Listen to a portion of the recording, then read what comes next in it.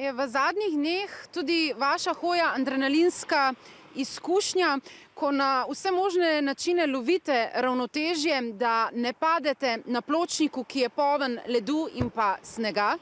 Snega se ne bojim, ampak ledu. Tako pravijo naključni mimoidoči na ljubljanskih ulicah. Kaj pa odgovarjajo pristojni?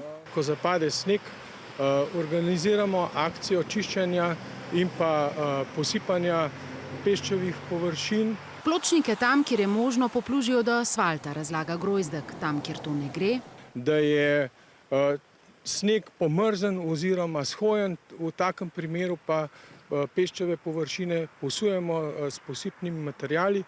In zdaj, če gledava konkretno tale pločnik, za recimo mene, za laika, mi deluje, da ni v redu očiščen. Kako boste vi rekli? Pločnik smo očistili toliko, kolikor smo lahko, glede na razmere, in smo ga tudi posuli.